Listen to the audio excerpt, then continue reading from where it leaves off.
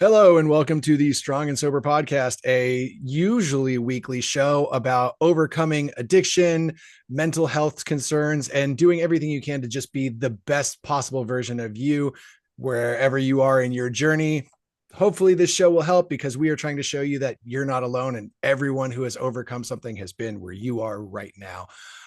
You may notice that I am hosting solo today. As I mentioned last week, Luke has decided to take a leave of absence from the Strong and Sober podcast. So, welcome to the new beginning. Same show, same focus, just one less host. And yes, I do have a backdrop today, kind of. Don't get excited about it. It's probably not staying. I'm shooting a podcast ad right after this. So, don't get too excited. Anyway, you can get excited about this because we have a special guest this week. And this is an episode that Luke and I have wanted to do for a long time. We did a lot of episodes about mental health. We did a lot of episodes about drug and alcohol addiction. And we've talked about weight struggles and overcoming that and losing weight, getting in shape, changing your mental like way of thinking about things. And we've wanted to do an episode focusing on that and somebody who has come a long way and lost weight and changed their whole outlook. And we finally get to do that this week. I finally get to do that this week with the help of a good friend and longtime listener, Mr. John Condit. So without any further ado, let me introduce you to Chris. I believe she's up there. Hello. Hello. Thank you for Um, joining me. Thank you for having me. I'm super excited. Absolutely, absolutely. It's a bit early on Mother's Day, so thanks for that. This is an excuse to not spend time with my family, so I am. I did my Mother's Day yesterday, so we're good. Oh yeah, yeah. Well, Mexican Day or Uh, Mexican Day. It's like it's always Mother's Day in some form or another. yeah, yeah. Now, see, us white people, we're like, no, mom, you get a day, and I'll text you and tell you that you're great. But beyond that, don't Yeah. push your luck. We get like a whole month. It's cool. All right. So, Chris, you have a really incredible story because it's not just about weight loss. It's about survival and identity and purpose and all of it, and then some. So, before we go backwards, tell me who Chris is today. So, who I am today is someone who has done a lot of healing, a lot of deconstructing from these limiting beliefs and this victim mentality that held me in a very stagnant place for a long time. I believe that who I am now is someone who's a lot more uh, empathetic, who approaches life with this new passion for it. I can finally live. I think who I am now is someone who's finally actually living instead of just surviving and existing. Um, I'm someone who can finally be that hand that reaches out and helps other people who went through something similar to me or are currently going through things that I went through. I'm more disciplined. I'm more focused. I'm more loving. I feel like at this point I am probably the best version of myself that I've ever been. So your journey started, I believe, around 4 years ago. So do you Yes. feel like the same person now as you were 4 years ago, or do you feel like a completely new person? I feel like a completely new person. The person I was 4 years ago when this first began was very unmotivated, very angry, very bitter. Um, I lived in this like woe is me mentality all the time. I was a victim of my circumstances for sure. Um, and I was someone who didn't believe in myself. And now I feel like I'm capable of anything. I can do anything. I've proven to myself over and over that the things that I was told I was and the things I was told I would never do were never true. And uh, I continue to surprise myself a lot. So you kind of stopped listening to the outside forces and took accountability and took control of your own life. Yeah, yeah, for sure. So what's something that people would never guess about you now? Ooh, I think that they would never believe how disciplined I really am. How much I actually put into this because I'm a little bit of a chaotic person. I do a lot of things. I like to say I'm a jack of all trades and a master of some. I've done it all. You think about any career path, I've done everything. I've always been kind of like an inconsistent person, constantly chasing the dopamine. I'll start something, not finish it, start something, master it, and not continue and just move on to something different. I'm always going, going, going. But this is something that for the first time I've taken on this lifestyle and I've stuck with it for 4 years. And there hasn't been very many fall offs or giving up on it or going backwards. It's been a constant trajectory forward. So I've always kind of felt like people don't take me seriously because I've had so many huge endeavors that just kind of became nothing. I just abandoned them. So this, I think people wouldn't believe like how much I really like live and breathe this every day and how far I'm about to take it. So, okay, obviously the audience doesn't know your story, and I admittedly know very little. I got a very brief, not beef, brief paragraph from our friend, and then he sent me one of your Facebook posts that kind of detailed a bit of your story. So let's go over the kind of Cliff Notes versions of what brought you here today.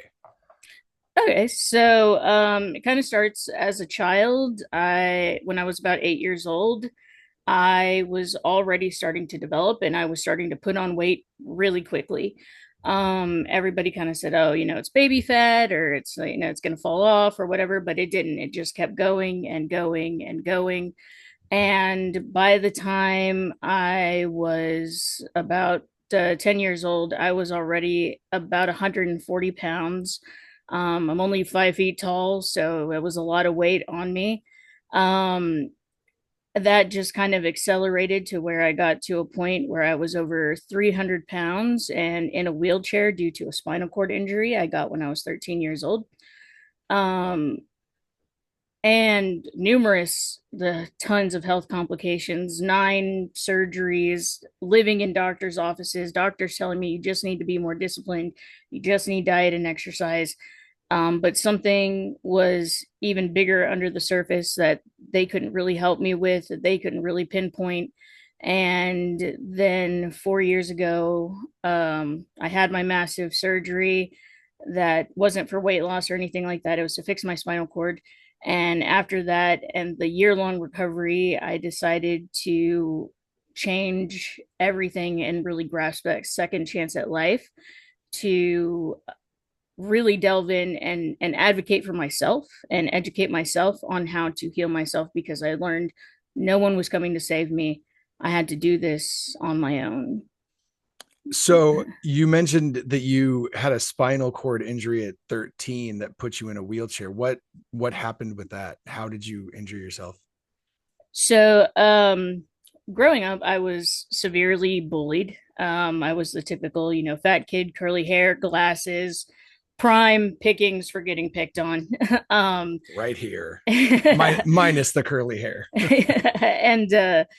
When I was 13, I had kind of changed my whole appearance. I was like, I'm not going to be this kid that can be bullied anymore. I was wearing all black and chains and listening to rock, playing guitar. And I met this really awesome group of friends and we hung out all the time.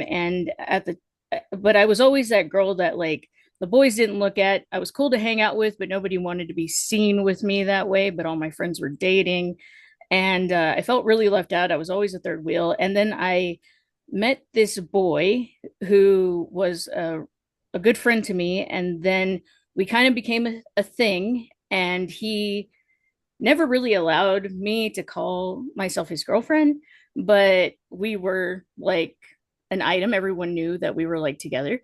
But things got bitter really fast, and because I was so used to being bullied and belittled and just the punchline to everybody's jokes, I took the the beginnings of what was becoming an abusive relationship as, this is just something, this is just how people treat me, so it's no big deal, like I can deal with it. He still, wants to be seen with me, he still treats me nice, and things kept escalating and escalating, and eventually the relationship became physically abusive, and it was very brutal. At It at was 13, it became physically abusive. yeah, at 13. And that, those are those transformative years. I had never had a relationship. I didn't really know what to expect. But I could forgive it because he would always tell me, like, you're not going to do any better than me. No one's going to want to be seen with you. Like, you're lucky I even want to be around you. And so, it was that cycle of abuse and then love bombing and then abuse and then love bombing. And so it finally got to a point where the abuse got so bad that in one of our altercations, he ended up injuring my spine. Jeez. He Yeah. sounds like an absolute piece of shit. Yeah. But Yeah. and I mean, at 13, that's such a formative time for your relationships. Do you feel like that had any effect? I mean, obviously, I'm guessing it had an effect on your self-esteem and things like Absolutely. that. But do you think that that shaped how you viewed your relationships going forward and what you deserved and what to expect?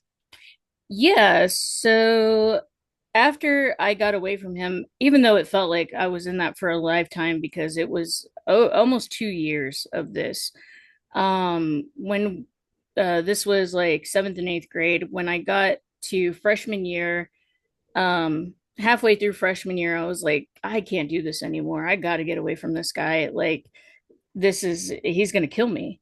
And so I started distancing myself from him, which was easier because in high school we didn't have as many classes together. We didn't see each other as much. And I ended up uh, meeting my husband freshman year. And so I went from like one extreme to the other because I got out of an abusive relationship, and just a couple months after that met my husband, who we've been together for 21 years. Wow. We started dating when I was 15 and he was 16. And in the beginning, it our relationship was really rough because I had a lot of trust issues. He was so good to me, but I was like, when does the other shoe drop? Because the other one started out good too. When does the shoe drop? And it never did. And but that was its own challenge too, because my husband is he was new to the school, super handsome guy. Everybody was talking about him. Have you met the new guy? Have you met the new guy? And I was like, no, I have no idea what you're talking about. And when we started dating, it started off like another set of problems for me because people were constantly the bullying came back because they were like, why is he with you? Like, he could do better. He's going to cheat on you. He's going to leave you.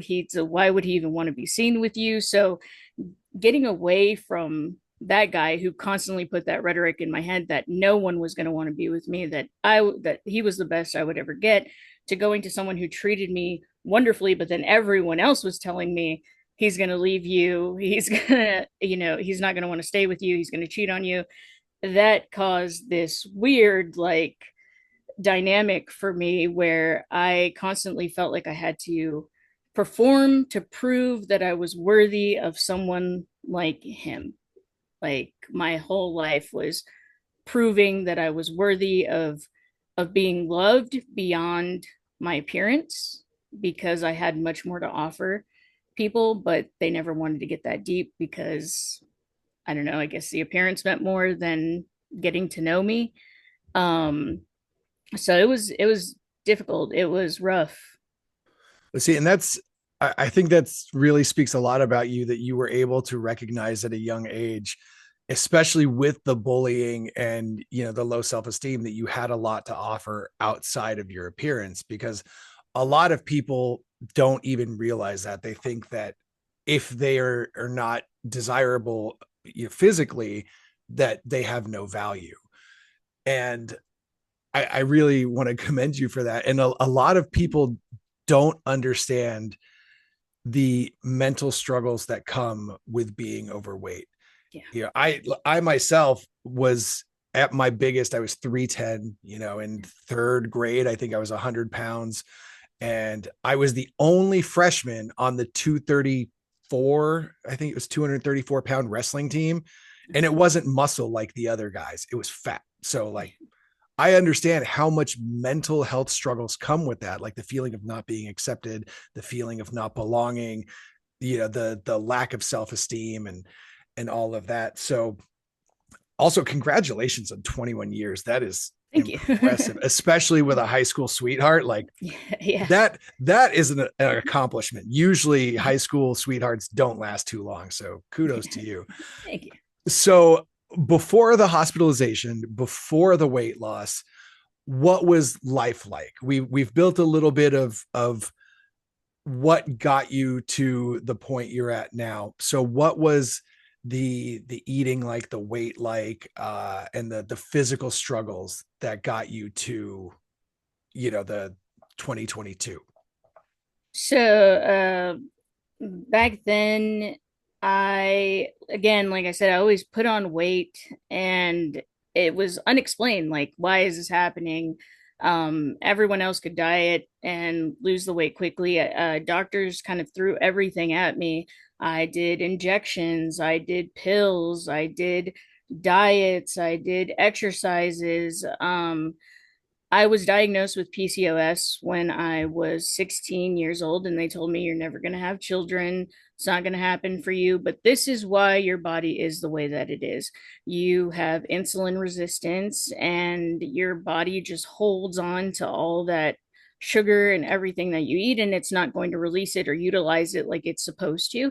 And the only thing you can do is be on this extremely restrictive diet where you're basically eating air and hating life and doing workouts, and that's going to be your life forever. And of course, that was just like, I was in my 20s. I was in my teens and my 20s. I was in my prime. I wanted to live life. I wanted to enjoy things. I like food is a love language for me. I used to be a chef. I won't toot my own horn, but I'm a pretty incredible cook. I make professional cakes and pastries. You are Um, speaking my language, and I am expecting pastries now. Just oh, saying. I got you. If you do I make vegan, even better. Oh yeah. Oh yeah. I love vegan food. And coming from a Mexican background too, Mexican women tend to show their love through their food.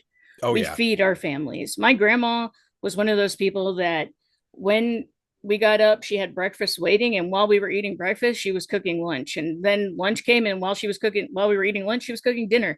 Like, she was in the kitchen from 4 a.m. until 10 p.m. every day. And it's those those meals with lots of oils and fats and cheese and everything. And but that's how she showed love, and that's in turn what I believed love was someone feeding you and nurturing you. But it can And if have you don't its eat it, you're personally insulting them. right. And that's that was that thing too, where like she would say, how many tacos do you want? And I would say, oh, I just want two. And she's like, you're gonna eat four. Here's Mm-hmm. four. You're gonna eat them.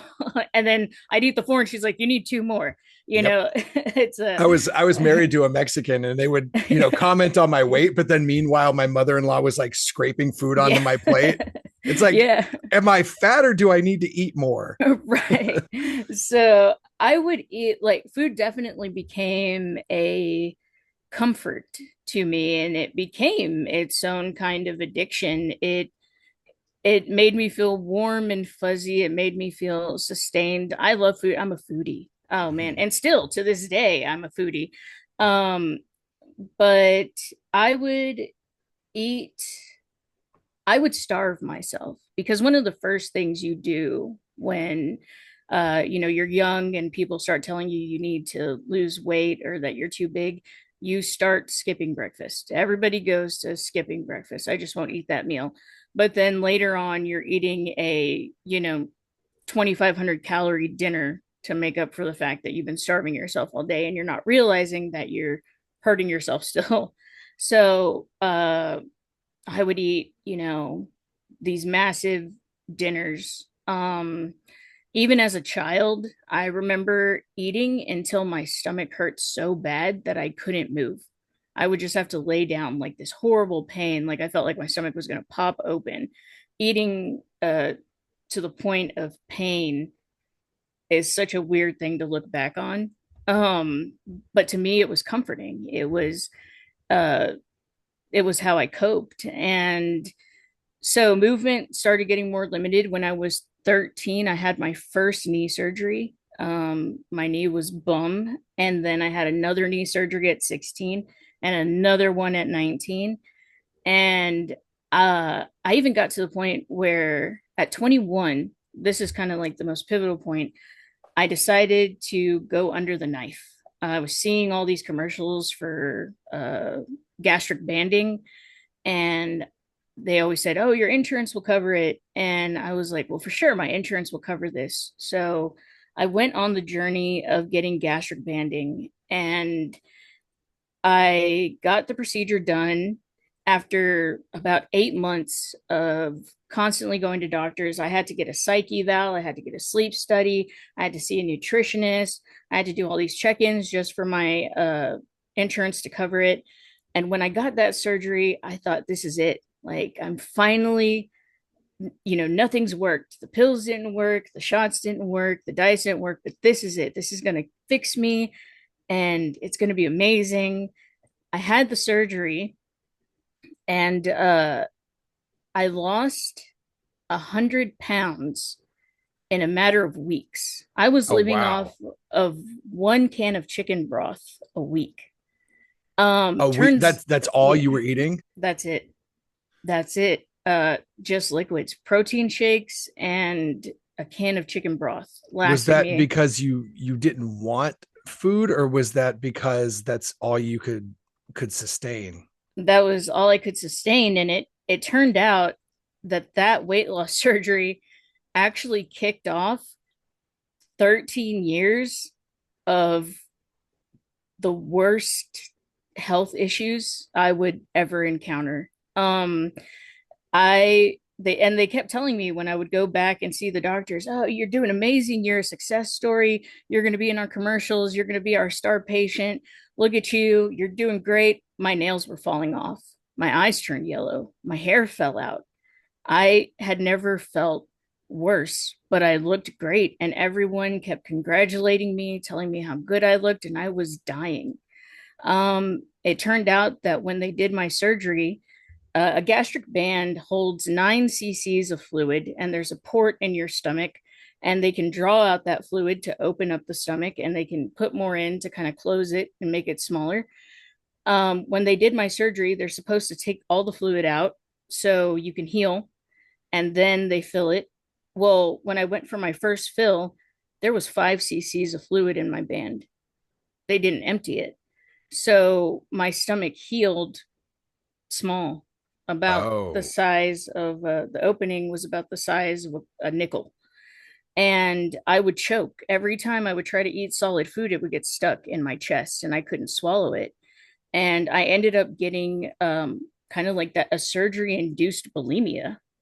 And with all the, I became incredibly deficient in a lot of essential vitamins and nutrients, and it triggered a autoimmune disease, and I got something called chronic Epstein-Barr virus. I got sick with Epstein-Barr, and it wouldn't heal. I had nothing in my body to fight against it, and it got into my spinal fluid, and it kicked off just years of intense health issues and mental issues. Uh, I was working at Best Buy at the time, and I was a mobile phone expert, and I had a lot of friends. We made a lot of money. We would go out and party on the weekends, and then go back and work, and we were just killing it. We were having so much fun at that job. And one day at work, I almost blacked out and I had the worst panic attack. And I couldn't figure out what was going on, but I knew something felt wrong. And that kicked off me locking myself in my room for 3 months. I was terrified to go outside, to leave my room. I ate in my room. I was spiraling. I developed like OCD, where I had these ruminating like intrusive thoughts. I was literally like all systems shut down. And I lost everything. I lost everything. And doctors kept telling me, well, you just got to empty the band and eat more protein and put some weight back on. And that was another thing. Like, I did all this work to lose the weight. Now you're telling me to put weight back on. Like, are you crazy? Like, what do you want me to do? Do you want me to lose weight or gain weight? And I Yeah. was, and the body dysmorphia, every time the scale went up, my mental health went down. Yep. And, but I was in that phase of, you're dying and you need to do this to survive, but surviving means putting on weight, and you went through all this to lose the weight. And it was a lot. I mean, it took a long time to recover from that. And uh that is where I started experiencing a lot more pain. I was always in pain before then. Since I was 13, since that spinal cord injury, I dealt with chronic pain. um but I met a doctor that was like, I'm going to fix you. I know about this stuff. Nobody else knows about it. She had a huge waiting list. And I was so lucky to be able to become a patient of hers faster than most people. And that kicked off another thing, because that doctor caused me to become so dependent on pain medication that it almost killed me.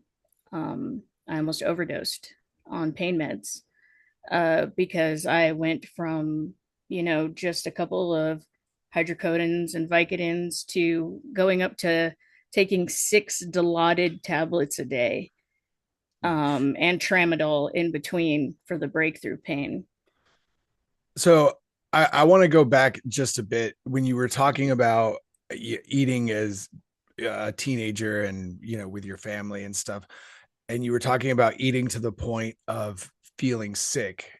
Did you ever feel like food was an addiction, or was it more of a comfort, a cope, a survival? We all, people who are overweight, we all have a reason that drives us to eat. So what do you feel was your reason? I felt like it was a comfort. I think, because even though everyone, in my family always commented on my weight, and in Mexican families too, they have a tendency to take the one thing you're the most self-conscious about and make it your nickname. Yep. But they So, do the reverse. So if you're overweight, they yeah. call you flaca, and if you're like skinny, they Yeah. call you gorda. Oh, well, I got the gordis immediately. Ah, So I have a little cousin that is like my little sister, and we're really close in age. So she was always thinner than me, and they called her flaca and they called me gordis. And I remember, this is like one of the most pivotal moments. At 8 years old was the first time that I learned that my body was something to be ashamed of, because they used to buy her and I matching swimsuits. And we would go to like Six Flags or SeaWorld every summer with the family before school went back in session. And it was 1998, and we were at SeaWorld, and they had bought us both these cute little bikinis with like little tropical patterns. And someone in my family looked at me and looked at her, and they said, well, this is the last year we're going to be able to do this. Look at that stomach. And oh, that was the first time I actually looked at myself and felt really ashamed. But the food that they fed me brought a comfort, because it was made with love. I right. love you. I'm nurturing you. I'm feeding you. So to me, I equated food with love and care. And that made me think that that was like the only constant of acceptance and love, was being fed.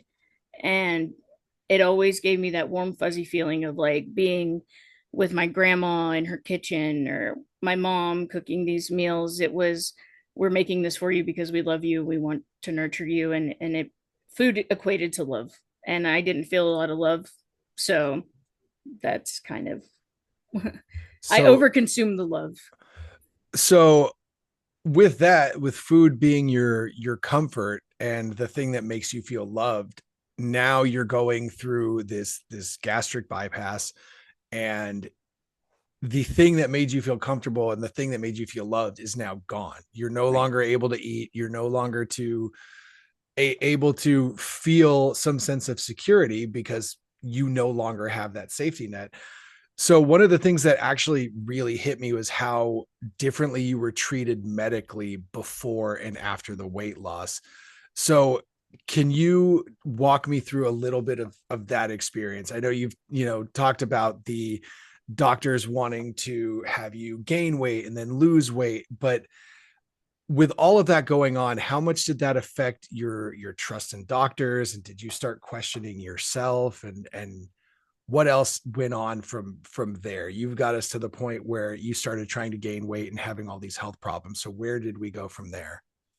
Right. So, still to this day, I have kind of like a very big distrust of doctors, because they were constantly giving me all these diagnoses and all these fixes, but then the fixes made things worse. And then when things got worse, instead of saying like, oh, we messed up or oh, this wasn't what you needed, it was kind of like a, I'm just going to push you along to someone else.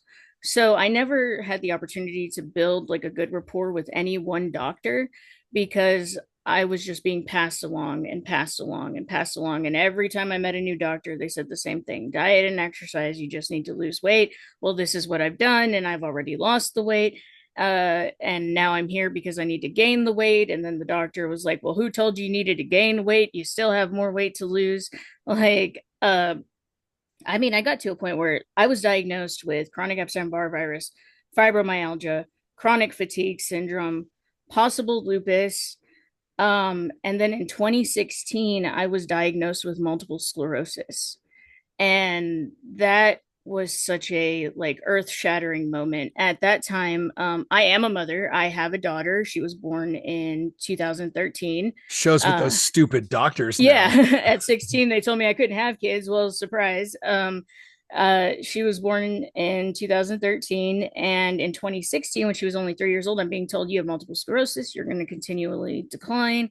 This is why you're having those issues. Because at this point, I was starting to have, I was losing feeling on the left side of my body, and I was told it's anxiety, it's in your head. You're just, it was just the weight.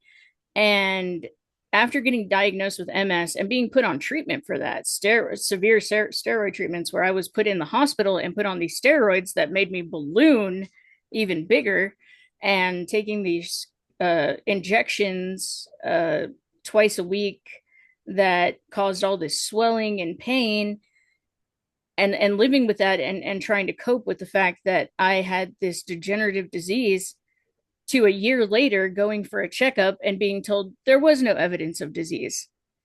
There was no MS. The doctor just literally said, well, I don't know why we diagnosed you with that. You don't have it. Also, I'm leaving this practice, so good luck. Bye. Stop taking the meds.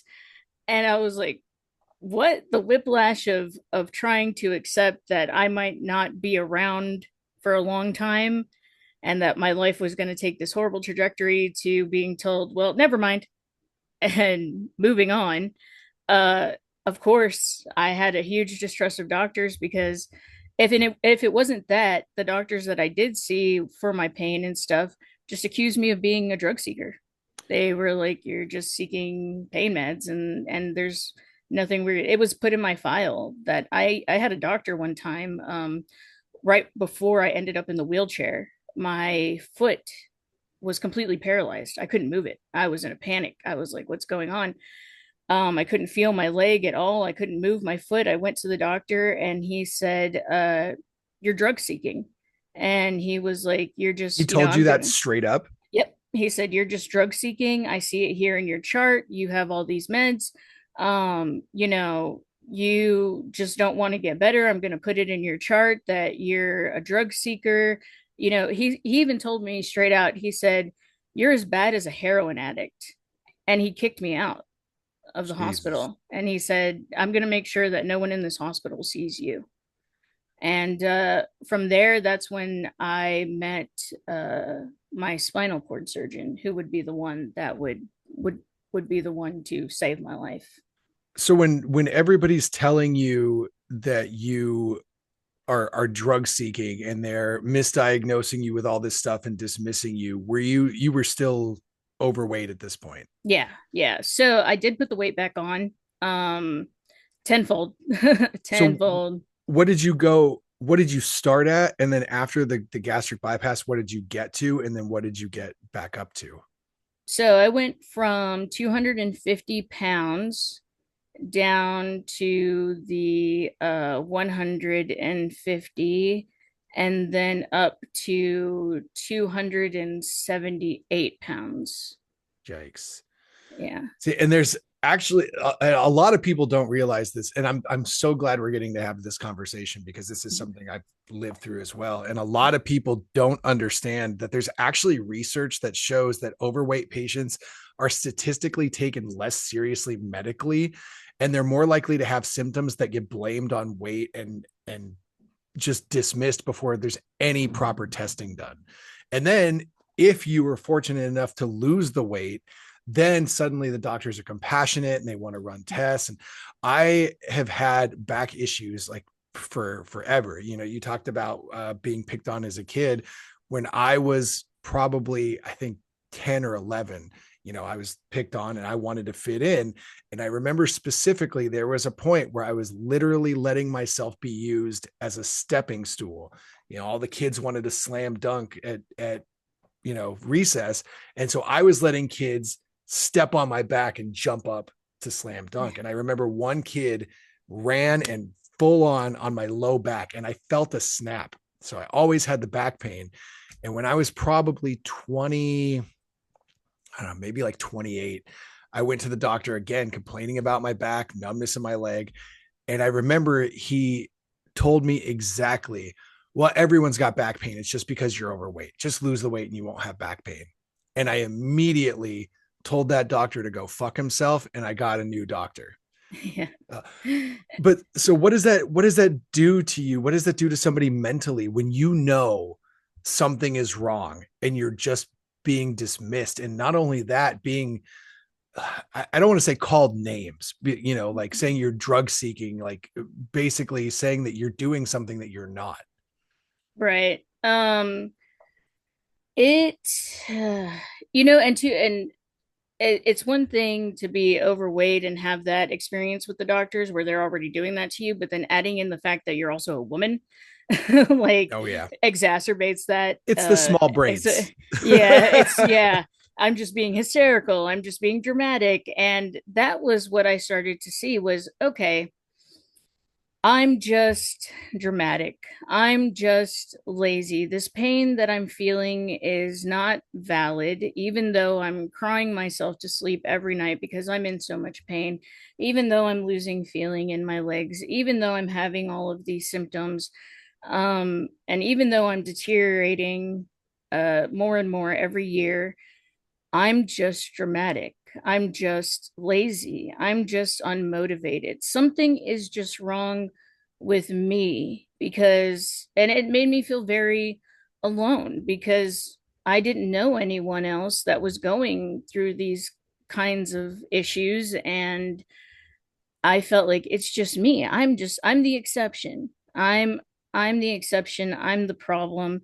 And that changed me on such a deep level that I became this person that was like, okay, this is my life. There is nothing anybody can do. It's just my problem. The doctors can't fix it. Medicine can't fix it. Um, so I guess I just need to reinvent myself again and become so overly body positive and just show people that at 300 pounds, I'm still the shit. Like, I'm still amazing. So it turned into this other thing where I became very flashy, very how is it, promiscuous. I dressed very promiscuous. I wore wigs and corsets and heels, and I even like became kind of like a pinup burlesque model. Like, I'm gonna show my body rolls and all, and I'm gonna be overly body positive. And I started seeking validation in any form that I could get it, even if it wasn't good, even if it was putting myself out in this light where I was this, like, vixen, plus size baddie. And not to say that there's anything wrong with body positivity. You should absolutely love yourself. Um, it was toxic in its own way because I was opening myself up to people that looked at me as like a product, like something to just lust after or fetishize. And I was eating that up, and I was in this space mentally where I felt like I finally cracked the code. Like, I'm never going to get better, but I can put myself in this little corner where these people just worship me and want to send me money, and this is the validation that I need. But all the while, I was still deteriorating. My health was still declining, and I knew that I was headed somewhere very dark that I probably wouldn't be able to come back from. And that just came from the constant invalidation from doctors telling me that it was just in my head and I just needed to do better.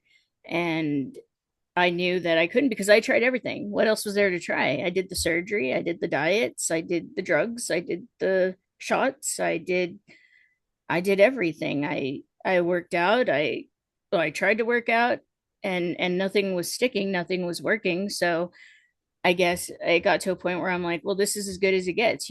So I just have to make it work for myself because I didn't love myself and I wanted to feel loved. And it's kind of that thing where they say, uh, when you're so desperate for love, you'll learn to lick it off of knives, you know?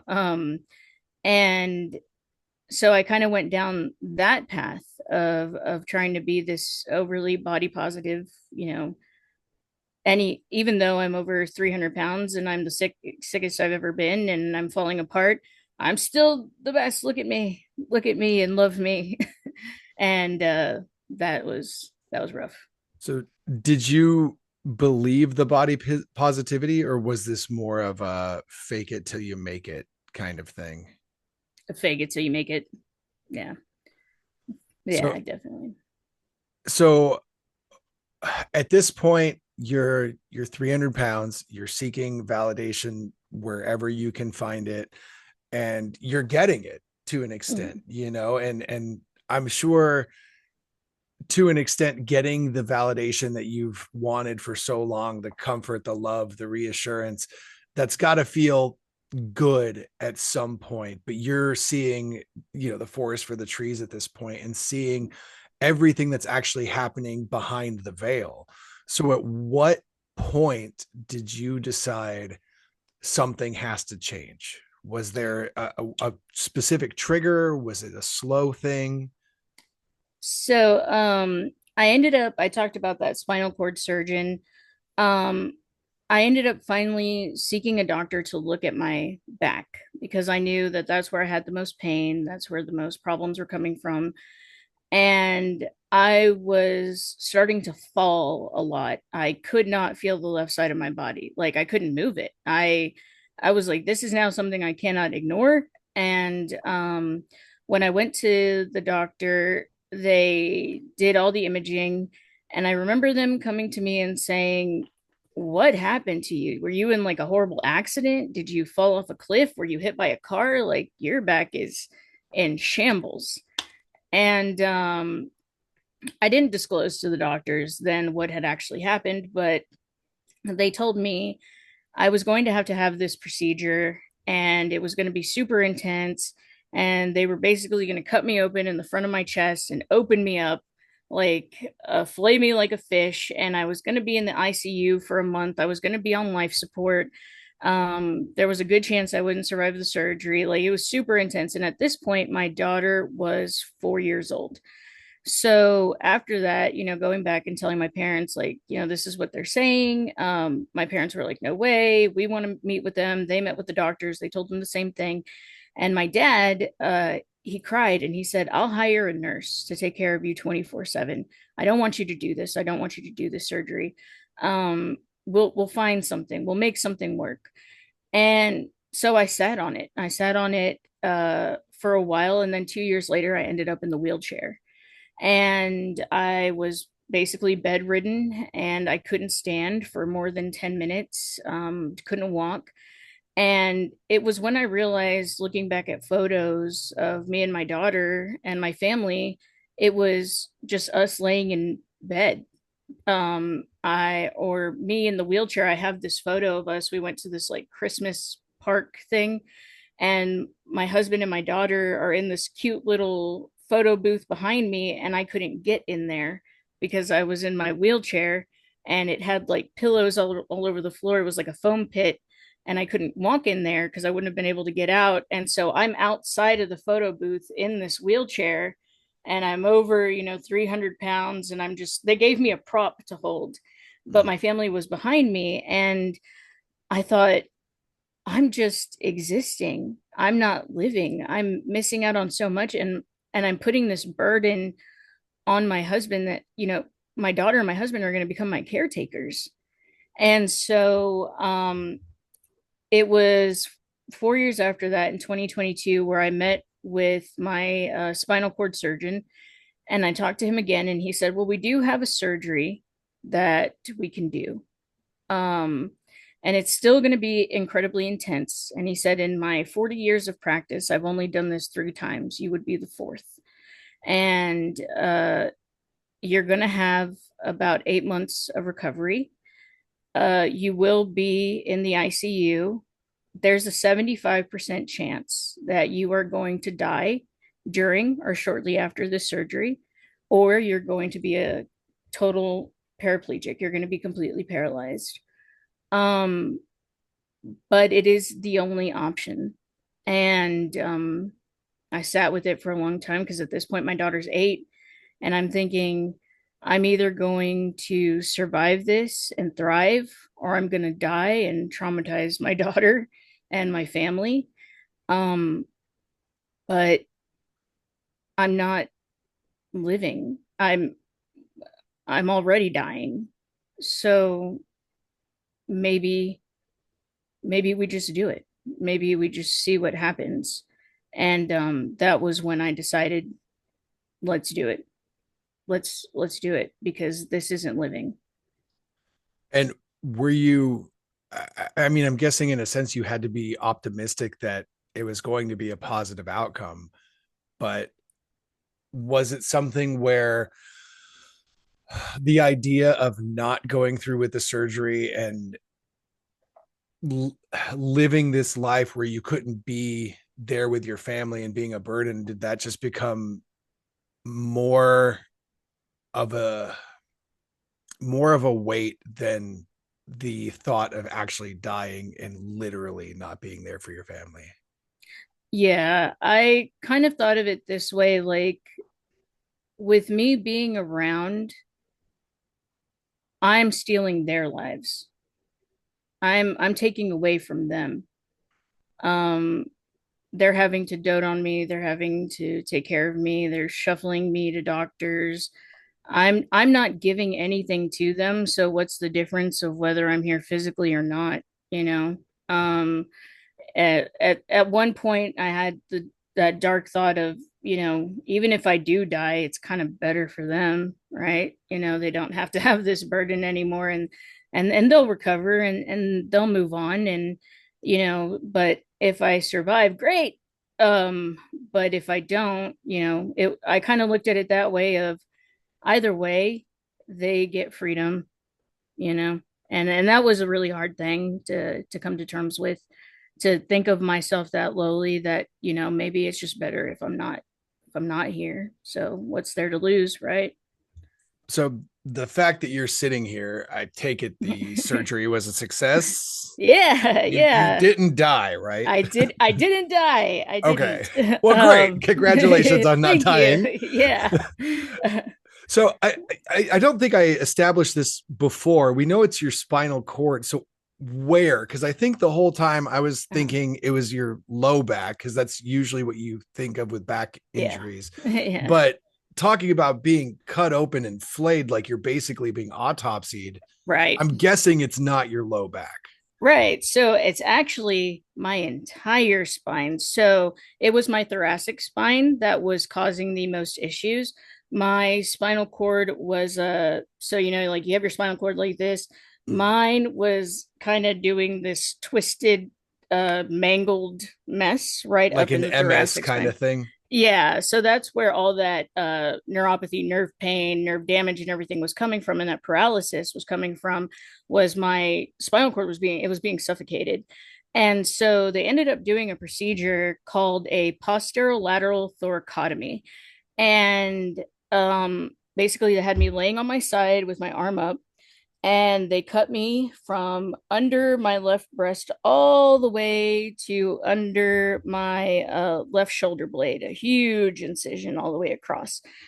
Do you And have an awesome scar? I do, and I won't ask you to show it, but yeah, I did ask the doctor. I said, "Can you make it like super gnarly? Like be like, if I do the Charlie Brown zigzag. yeah, I was like, make it super cool. And he was like, ethically, I can't do that. But I was like, whatever, you're no fun. But the procedure in itself was crazy. So that day, that I went in, it was everyone had come to wish me well, but it was also kind of like saying goodbye in case the worst happened. Yeah. Um, so that day going into the surgery, uh, it was just my husband and I. I said goodbye to my parents. I said goodbye to my daughter. We got in the car and we had to drive to Austin. We're about 40 minutes from Austin. And it was really early in the morning. And the whole time I'm in the car thinking, man, this could be the last time I hear my favorite song. This could be the last time I'm here with my husband. This could be the last time I take this road. I was just trying to take it all in. And once we got there, uh, and they got me all set up and everything, I just started shaking like a leaf. I was having a full blown panic attack, and they were like, "Hey, you got to calm down, or we can't do the surgery." And so it was so strange. Like I just said, "I don't want to die. I don't want to die, but like I, I'm terrified. Like the knowing that you're going into something and you might not come out of it, like changes your whole brain chemistry." Um, and so all the doctors, this whole team that was doing my surgery comes in. It's like a dozen people in this tiny little pre-op room. And they were like, "We don't know if you're religious or if you do anything, but like, we're going to pray for you." And so everyone just like put their hands on me and started praying. I'm not really taking it in because I'm like checked out. But my doctor looked at me and he said, "I'm not going to let you die. I'm not going to let you die. I'm going to do everything I can. I'm not going to let you die. Let's do this." And so the intensity I think people don't really realize is like first I get cut in half essentially, and they opened me up. They amputated one of my ribs. They just took the whole thing out and they didn't let me keep it, which Isn't makes that me stupid? yeah. I wanted to make it into like an ornate like horn Yeah, or it's something that I could your wear. rib. Yeah, it was mine. I didn't get to keep it, but I met this lady and she said, "My job, my only job here is to hold your lung. We're going to collapse your lung." And she goes, "I have really tiny hands and my whole job this surgery is just to hold your lung out of the way." And I was like, "Wow, this is really intimate. Like we're going to have a connection forever." Yeah. And then they also had to have a cardiologist come in because of course it's a huge strain. That's a lot of important things right there. um so they also cut out my latissimus dorsi on this side, and they collapsed my lung. I had four disectomies in my cervical and thoracic spine, so right at the base of my neck and in the middle of my back. And then they did chest wall grafts, and they untethered and repaired my spinal cord. And the surgery took about 13, 14 hours. I received, I think at the end, it was something like 18 blood transfusions. Um, and when it was all said and done and I woke up, the first thing I was like, oh, I didn't die. Um, but I felt something like in my throat and I went to like grab whatever it was and I just heard these chains and I was like, what is this? And I can't talk, I can't do anything. And they had restrained me to the hospital bed so I wouldn't rip out that tube.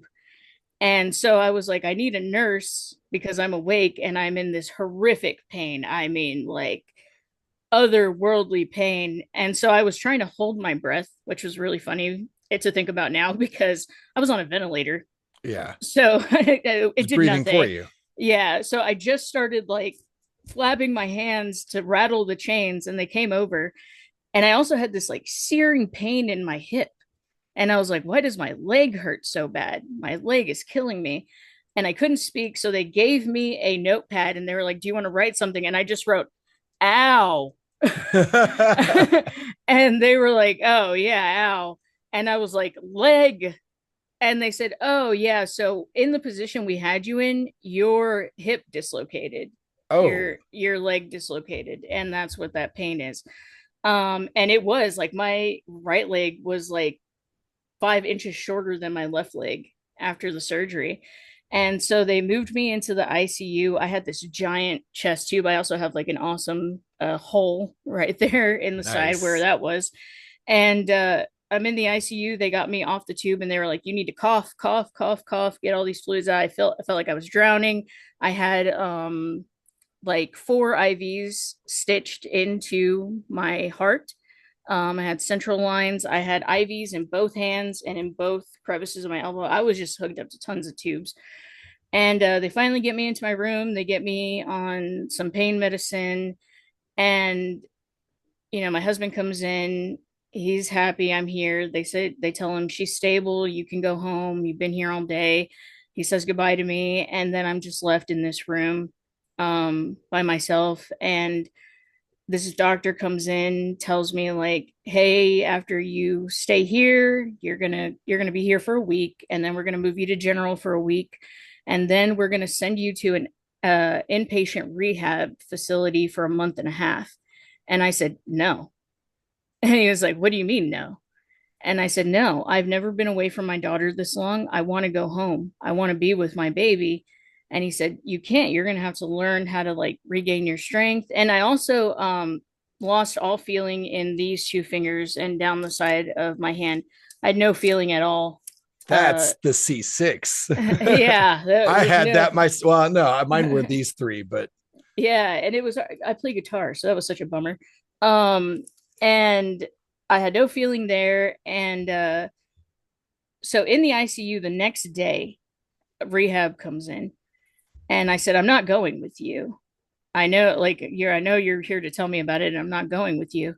And they said, okay, well, if you're not going to go with us, then we're going to set up an obstacle course in here. And if you can do the obstacle course, we'll let you go home and we'll send someone to your home to help you get through this. And I said, okay. So they set up the obstacle course and I got up with my chest tubes and everything and I did the obstacle course. And I told them then every time they would come in, I said, get me up and let me walk. Let me walk. I don't want to stay here. I woke up with so much anger. I wasn't like determined. I wasn't motivated. I was pissed off. All this stuff I had been through, all these doctors, all the pain, all the suffering, all the mental anguish. I was mad. I was ready to like enter my villain era. And I was just done. And and sure enough, after 2 weeks in the hospital, I got to go home. And that's when the real recovery began. But you're right, I did have stuff with my lower back too. And they told me that I was eventually going to have surgery on the lower 4 discs because they were all bulging. Mhm. And I said, no one's ever touching me again. Like, no one's touching me anymore. I'm done. Because at this point, we've talked about my spine, but I had to have a hysterectomy when I was 30 years old because of the PCOS and endometriosis. I had the lap band put in. I had the lap band taken out because the lap band ended up corroding and causing internal bleeding. And I almost died from that. And that was another hospital stay. I had 3 knee surgeries. I had to get fake teeth because I lost my teeth from the surgery induced bulimia. So at this point, I am 32. I got no teeth. I'm missing organs. I've been cut open so many times. I am done. I had been on over 25 medications, in and out of hospitals for 13 years, in a wheelchair, lost my ability to walk. I was done. Nobody's touching me anymore. I'm not doing it. I'm just angry. I'm just pissed off that at this point, I'm only 32 and I've gone through so much and I'm done. I'm done. When anger And and spite are great motivators. oh, yeah. Oh, the best. Yeah. I've And then accomplished most of my stuff in my life out of spite. it's the best. I tell people all the time, just get mad. Yep. Get so mad. And also, for having fake teeth, your fake teeth look great. Thank Normally, if you. people get veneers, it's they look like Donkey from Shrek. They're just massive teeth. Yeah. Yeah, Yeah. I would have never guessed. I was like, wow, she has great teeth. Oh, thank you. Yeah. And I tell people openly, like when I lost my hair and stuff, and I wore wigs and with my fake teeth, because people are like, oh, I envy your teeth, like it's so pretty. I'm like, dude, they're fake. They're please do not envy this or make you feel self-conscious. This is fake. My hair is fake. Like, I'm not trying to impress anybody. And I also think it's so important to be transparent with people and let them know, like, hey, this is the real me. I'm bald. I ain't got no teeth. Like, you're okay. Which is kind of ironic because now you're at a point in your life where you're telling everybody, yeah, this is all fake, but the people that people see on social media, they think, oh, they're so beautiful, look at this Yeah. influencer. They're fake in an entirely different way, Yeah. and they won't even own it. I mean, Yeah. you even get people who are slamming gear or on steroids, and they're like, nope, completely natural. And there is no fucking way Yeah. some of these people are natural. And but Yeah. yeah, I mean, you own it. Okay, so we've done the surgery, we have come through the other side, we didn't die. Yeah. So now what? Now what does the road to recovery look like? Where does the weight loss come in? How do we go from there? Because we talked about social media just a second, but social Yeah. media shows weight loss being very clean and motivational. It's like, oh, I just changed a couple of habits and now I look like this. But it's messy. And there's a lot that comes with losing a lot of weight that a lot of people don't think about. Right. Yeah. So getting home from the hospital, I wasn't eating very much because I was in so much pain and I was on so much pain. Oh, that was the other thing is because of my history with pills and hardcore pain medication, and also in my teens, when I was going through that abusive stuff, I was like I used to tell people on everything but roller skates. So I have an addictive personality already. I got off the pills before the surgery. I didn't want to go that route anymore because I knew it was something I couldn't do responsibly. I knew it was something I was going to use as a crutch. And so they had told me, you're going to be a chronic pain patient for the rest of your life. When you have a thoracotomy, 90 something percent of people that have a thoracotomy develop something called post thoracotomy pain syndrome, which is a nerve pain condition that is horrific. I was not the exception. I did get post thoracotomy pain syndrome. I do have it. It's forever. There's no cure. There is nothing they can do about that. Um, but I refused pain medication. I said, I will not be a chronic pain patient. I'm not doing it. I don't want pills. I don't want meds. After that surgery, I took nothing stronger than ibuprofen because I wanted to feel it. I think at that point, I wanted to feel the pain and let it motivate me to change. I wanted to feel it all. So I wasn't eating very much. Just from not eating, I lost about 20 pounds at my post op appointment. I had already lost 20 pounds because I was just starving. But since I had so much downtime because I couldn't do anything, I started researching hardcore like PCOS and diets with PCOS and what foods to avoid. How does my body work? Because at this point now, we have a little bit more of an understanding of how PCOS affects the body. So I thought, well, first of all, I need to eat more than I'm eating now, which sounds contradictory, but I wasn't eating and then eating a huge meal. So I remember one of the first meals I made myself was just a couple of pieces of smoked salmon with some spinach and some English muffins. And I was like, okay, I'm going to eat that. And then for lunch, I'm going to have, a tuna salad and just eating clean. I wasn't denying myself any food, but one of the things I did know was the most important because of my insulin resistance, I had to cut sugar. Mhm. No more sugar. So I forced myself to fall in love with sugar-free products. And I switched to, Coke Zeros and no sugar added things. Also, Coke Zero Mhm. is the superior Coke Right. product. It is. It I know it is. Diet Coke is zero sugar, but Yeah.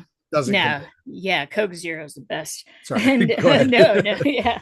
We got to give Coke Zero Yeah, its yeah. accolades. You It's need the your best. flowers. Yeah. Here's to Kudos to you, Coke Coke Zero. Zero. Yeah. And so after that, I wanted to keep myself moving as well. So, something with PCOS is that we have naturally high cortisol levels, and cortisol is such a hot topic right now, right? Everybody's like, your cortisol is making you fat. It's cortisol. Cortisol causes the puffiness. Cortisol. And they're selling all these cortisol supplements or whatever. But it does. With PCOS, your cortisol levels are your enemy. You cannot raise those, or you just inflame more and your body holds on to things more. So I started with just little walks. And at this point, I had a physical therapist, and I love him. He was amazing.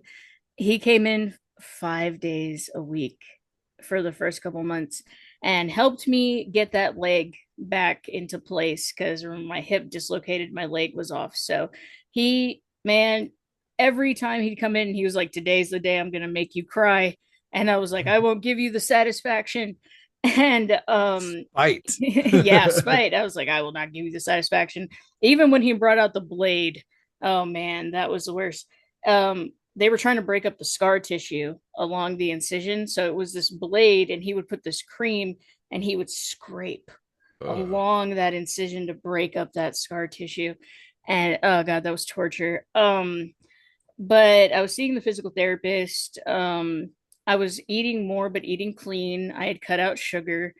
I was doing a lot of research on how to heal myself holistically. Um, and once I got the all clear, this was 8 months after the surgery. I would say it was around October. I was allowed to go out and start doing light exercise. So I just walked. I walked around my neighborhood. I would walk to the park. Um, After being in a wheelchair for 2 years, and not being able to use my legs, I wanted to use them as much as possible. So I started out just walking, and I would do it every day. And then I bought this little system that was like resistance bands, resistance workouts. Mhm. And I would go in my garage, and it had like a bar, and I could do like squats and, Oh, chest I know what you're presses. talking about. Yeah. Yeah, like It's the those little little thing you things. stand on and it's got the Yeah. bar. That thing Yeah. looks very good. Yeah, it was awesome. And it had like an attachment where I could hook it up to a door and do like pulls and flies. And so I started doing that. And then my birthday was coming. It was around December, and my dad said, for your birthday, I'm going to buy you a membership to this gym. There's a gym that's literally in my neighborhood. And he said, I don't want you walking around at night anymore. Um, I'm going to get you a gym membership. And I was like, okay. So I started going to the gym, and I'm kind of a night owl. I have horrible insomnia. I've had it my whole life. Um, and I would go to the gym at night, and I got adopted by this group of like bodybuilders. I had kind of told them my story about the surgery and the recovery and stuff, and they just took me under their wing, and they showed me the ropes of the gym. They encouraged me, they hyped me up a lot, and they got me stronger. I started building muscle. I was, doing leg press. I was lifting. I no dead weights, no deadlifts. I am banned from ever doing that. God, Yeah. I keep telling myself I need to stop. Yeah, As I'm somebody who's banned. also had back surgery, I'm like, but I love deadlifts so Yeah. much. Yeah, my doctor told me, my surgeon told me, if I ever see you doing that, I'm coming for you. So I started building up my strength, and I just fell in love with the gym. It became this place where I could just escape and focus on myself, and kind of process all of my trauma. Every time it started to come up, it motivated me to push a little harder until you know we put all the sad feelings in our muscles. um and uh and it's also, I think, not enough people talk about, um there's this fine line that you walk between self improvement and self destruction. Mhm. So when you go from having horrible habits to switching over to healthy habits, you can also become obsessed with that and go a little too far. Self care can become self harm pretty It's easily. the replacing one addiction with another. Right. And and we see that now with like people are starting to talk about orthorexia, that addiction to overly healthy, like I don't eat seed oils or fats or trans fats or anything with flour or gluten or water or sugar. So I you filter feed don't like a enjoy sponge. life. Yeah, I just filter feed like a sponge. Yeah. Yeah. And so walking that line and starting to see the improvements in my body, it motivated me, but I was also that creeping fear of going backwards. um I wanted to find a good balance, of this is not just a temporary journey. This is something I need to do for the rest of my life. So it needs to be healthy. I need to Mhm. have a healthy relationship with it. Um, and so after that, um, one night I couldn't sleep. I had some extra money in my account, and I saw that there was a 5K coming up, and I signed up. I didn't even think about it. I just signed up. I said I'm going to do it. And then in the morning, I was like, why did I do that? I'm not someone who would ever run a 5K. I skipped PE in high school because I told my coach that I was a pack a day smoker and had asthma, so I couldn't run the mile. So I would Jeez. just, yeah, I would just stand, I would sit in the stands and play guitar. I just walked the And mile. yeah, I wouldn't even walk it. I said, nope, can't do it. I was never, and I tell people all the time, I was never an athlete. I was never, PE was a nightmare for me. I absolutely hated it. I didn't have an athletic bone in my body, but I signed up for this 5K, and I show up on race day. I went with one of my coworkers. I was a teacher. She worked with my mom, and she's a lifelong friend. I call her my aunt, and she does 5Ks all the time. It's like her thing. She does it for fun. So she went with me, and I was going through this 5K. Pain is searing. I'm out of breath. I'm just trying to push through, and I see that I'm coming up on the end, and I'm just like everything hit me all at once, I think. And I just started to cry, and I was like, I couldn't even walk a couple months ago. And now I'm out here doing this. Like, what else can I do? I I can do more than I think I can. And I made it to the end, and I clocked it at exactly 60 minutes. Exactly 60 minutes. Which for me was just, I thought that was so cool. I mean, people, I was like towards the end. I was walking right in front of this group that was just sauntering it for fun, and I was giving it my all. At the end of the race, my shoes were filled with blood because I had cut up the backs of my ankles and from my shoes rubbing, and I was just like, I was suffering, but I had done it. And I thought, man, I can do this. I did it and I didn't die. I didn't pass out. I I made it. I can do this. And that was where I said, all right, let's take this to the next level. And yeah, so you've got the addiction for it now, because once you get to that point, you're like, oh, I did 60 minutes. I can do 58 minutes. Yeah. Like I can do 55 minutes. And that's why deadlifts are so damn dangerous. Yeah. So I could do another 10 pounds. I could do another Trust me. 2 reps. So okay, so now you've done your first 5K. And by the way, 5Ks are so expensive now. I Oh remember when yeah. I was a kid, we would do them for like $10. You get a t-shirt and Yeah. like what a I forgot what they were, power bars or something. You get all this stuff. I went to go do one at the beginning of the year and it was like 65 or $75. I was like, I do a 5K every morning with the dog and I do it for free. I don't need a Yeah. t-shirt I'm not going to wear. But Yeah. so now you've done this 5K, you're on the path to recovery, you've been adopted by bodybuilders, and now you're moving towards becoming a nutritionist and a personal trainer. So why is helping other people so important to you? So after going through all of that, I ended up moving out of my home because during all of this, I was living with my parents, and there's another kind of shame that comes with like, oh, I'm in my 30s and still living with my parents, but I was so disabled, I needed their help.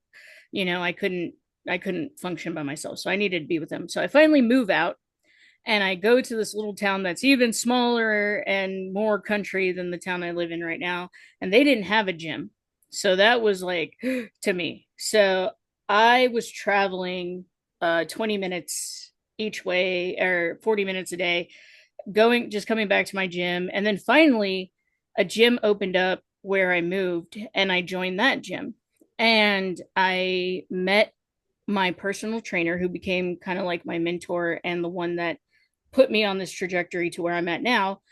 And he kept coming up to me and he's like, you need a personal trainer. And I was like, fuck off. Like every time a personal trainer comes up to me, the first thing they say is, oh, we're going to get you on this meal plan and we're going to do this and we're going to do that. And I'm like, I have different circumstances. I have all these surgeries, these injuries. I have PCOS. I got hormone disorders. Like, you know nothing about what my body needs. What are you going to do for me? But he kept pestering me and he kept pestering me. And I said, you know what? Fine. Let's just do it was like a 6 week jump start. And I was mostly on machines and stuff. And then he got me onto like the free weights and doing all these different full body circuits. And every time I would tell him, I can't do that. I can't do that. He was like, you can't or you won't try. Yeah, tell And your he brain to shut up. yeah, and he was like, then show me you can't do it. Show me you can't do it. And so, and I was like, man, I slam weights. Like I leg press 450 pounds. Like I'm strong. Like I know what I'm doing. And he said, cool. If you want to be a bulky bodybuilder, let's go for that. Or do you want to tone out? And I was like, well, actually, I wouldn't mind. I wouldn't mind being a little snatched, you know? And he's like, Yeah. all right, then we're going to do these different exercises. And he pushed me like hard. And so I get to this point where there's a triathlon coming up and he's like, do you want to go? Do you want to go do this triathlon? And I'm like, you know what? Yeah, let's go.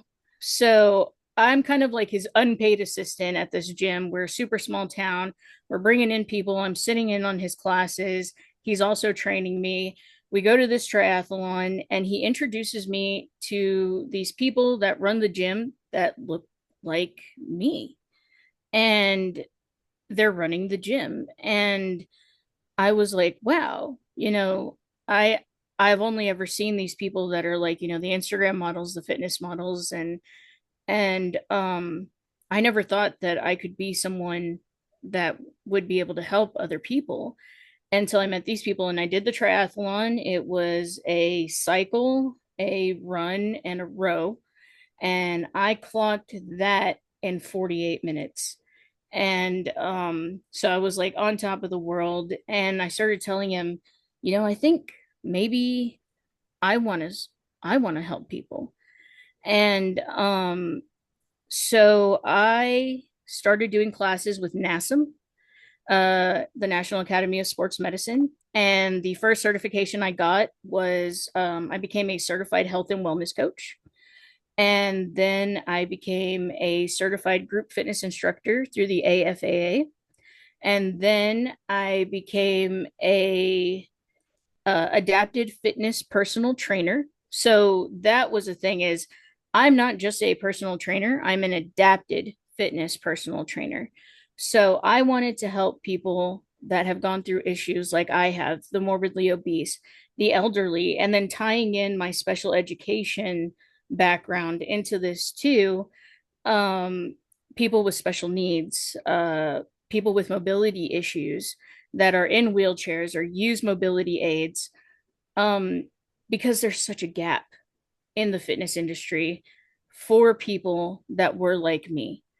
You don't see that. Those aren't the people that get put to the front. They're kind of overlooked because everybody wants to work with the athlete, the person who's going to look good on social media.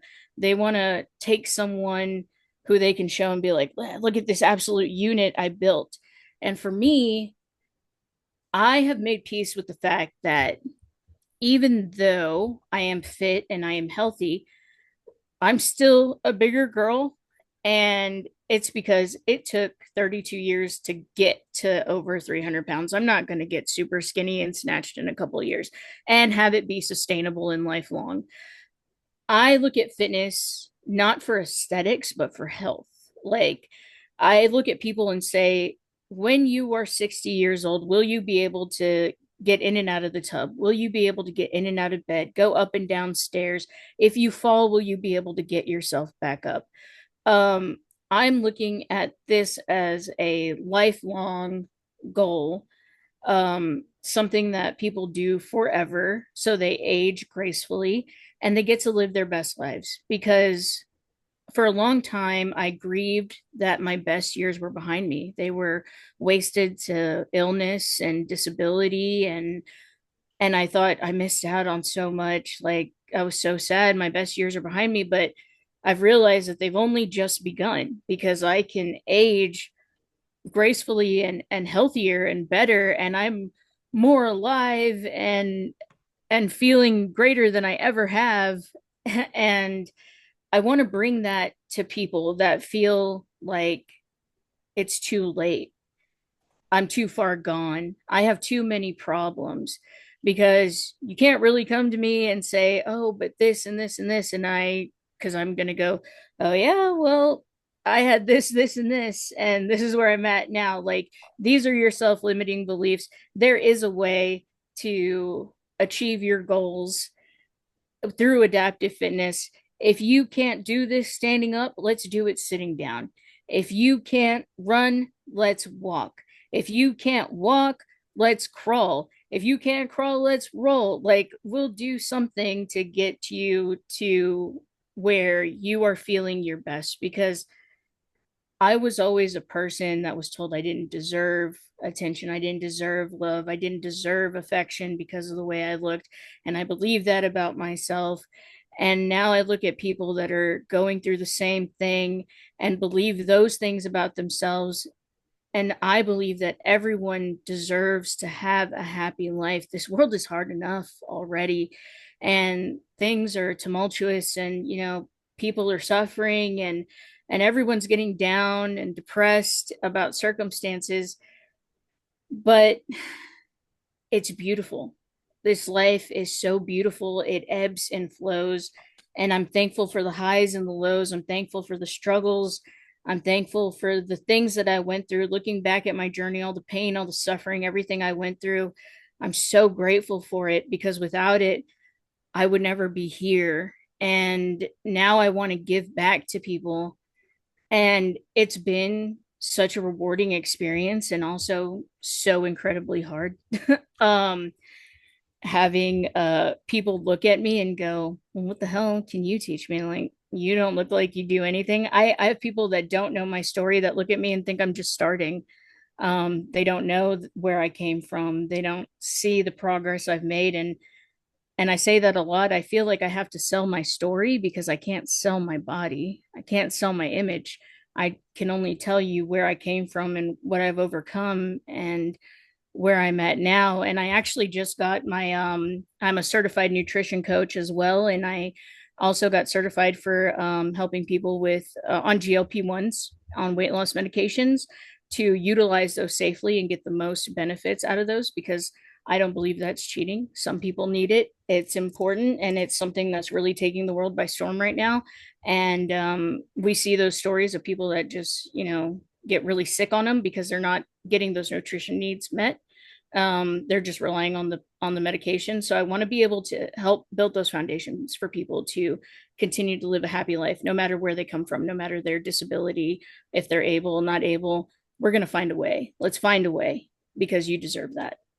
Well, in addition to helping people find a way to sustainably exercise and feed their nutrition and find things that work for them, you also run a food bank off of your front porch. Yeah, I Like, did do that. and I think that says a lot. I mean, if your story didn't already tell a lot about you, I think that speaks volumes as to who you are as a person. So Thank you. briefly, like, where did the idea for the food bank come about? So when I was living over there in Smithville, in the special needs education system, we had a lot of children. And just in my teaching career in general, I've met children that have nothing. They're living on assistance. Their parents are hardworking. They're trying so hard. These kids are sometimes the only meals they're getting are the ones that they get at school. And when they come back from long weekends, they eat 2 or 3 breakfasts because they were starved all weekend. And so when the SNAP benefits were shut down and people weren't getting their access to food, I just couldn't deal thinking about my kids and their families. So I had a little bookshelf that I wasn't using. I was just collecting junk on it. And I put it outside of my house, and I went through my pantry and I got all these things that I wasn't using, and I filled it up, and I went to the store and I got more stuff, and I put things in there, and I just put it out on the community page and said, "Hey, I live here. I have uh a little pantry. I called it the little free pantry." And I said, if you need anything, take whatever you need. If you want to leave something, leave something. And it just like blew up. I went and it was empty, and I went back and it was full, and I went back and it was empty, and I went back and it was full. And then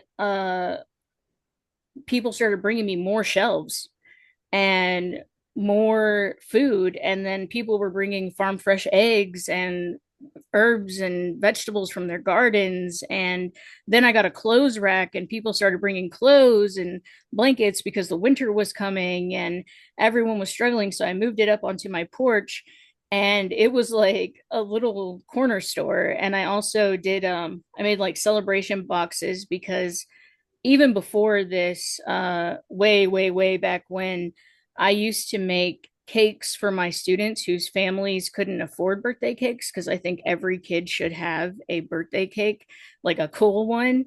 And I love to bake. And so I would tell people, if you can't pay me, that's fine.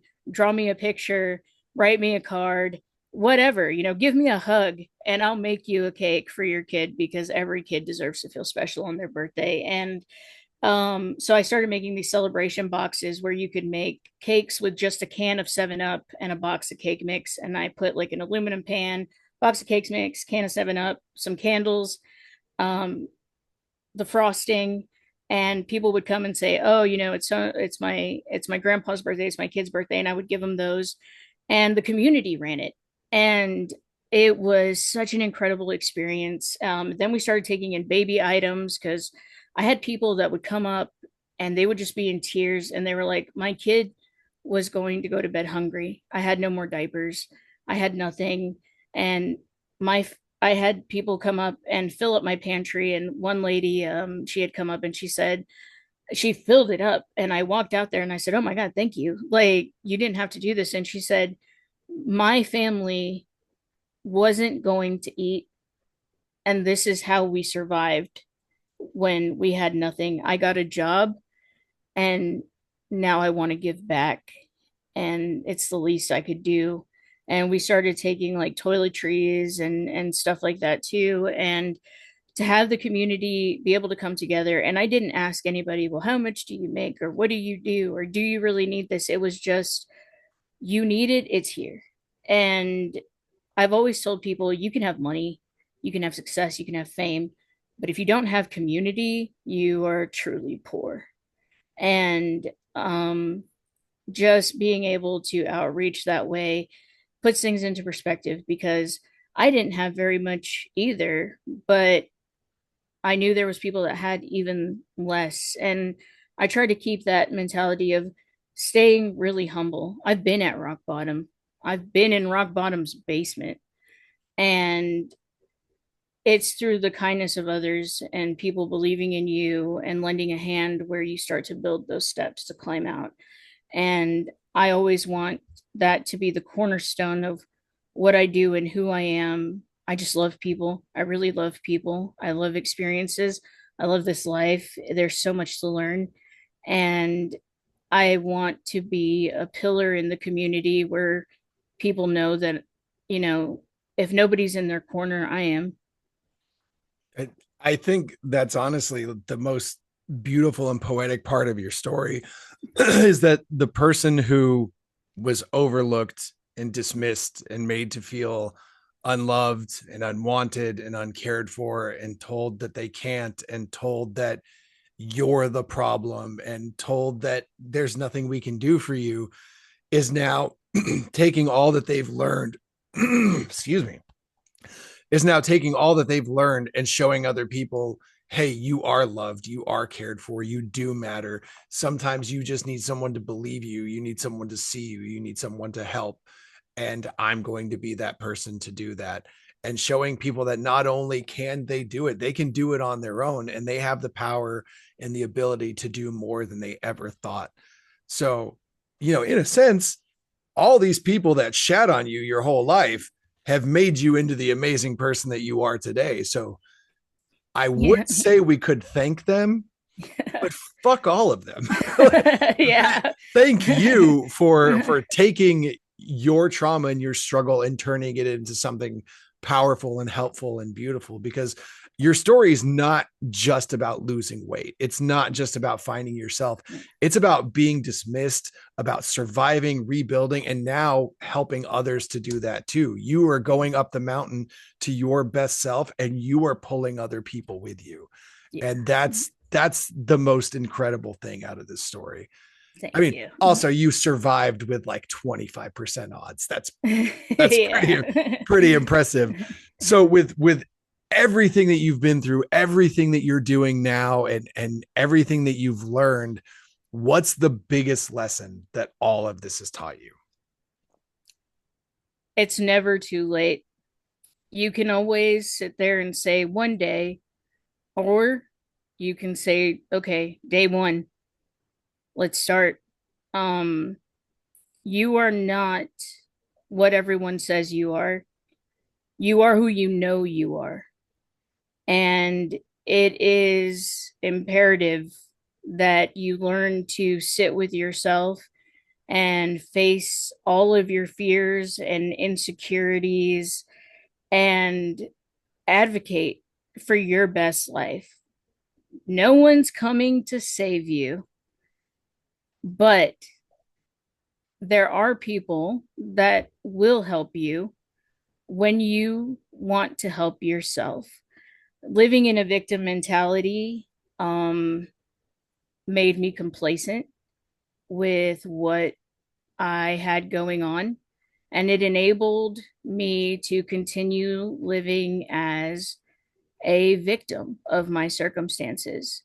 But I'm not a victim. I'm a survivor. I'm thriving. I'm kind. I'm compassionate. I'm empathetic. I'm not that fat kid, that weird kid that everybody shit on. That was the punchline of everyone's jokes. I'm not unworthy. I'm not ugly or something to be joked about. I'm a human being that wants to make a positive impact in this life, because if I'm not doing something to break the mold and to make this world a better place than it was when I entered it, and making it a better place for not only my child, but for my students, the hundreds of kids I've raised over the years and taught, then what the fuck am I doing? It's not too late.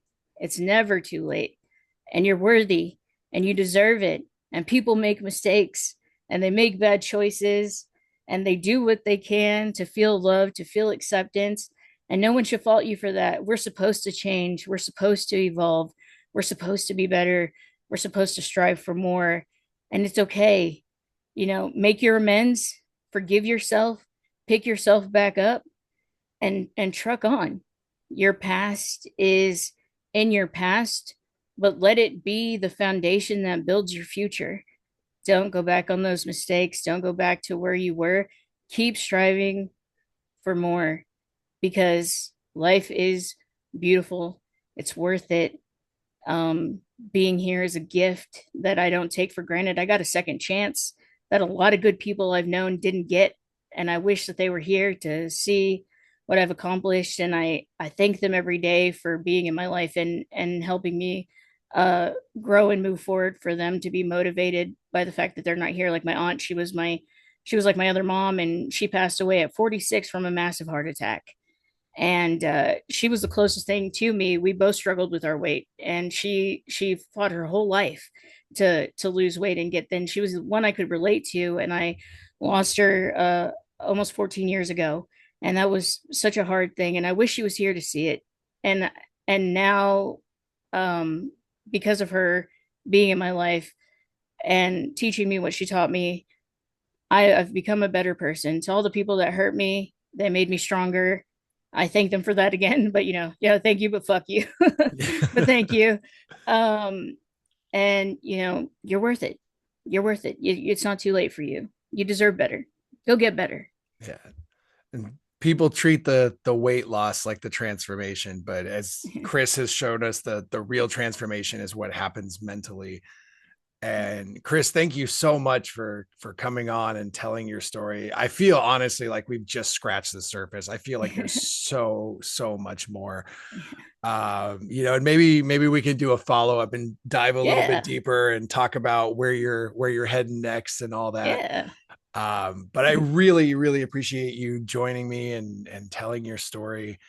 And do you have anywhere online where people can reach you or learn Yeah. more about your training or your coaching or your food bank or anything like that?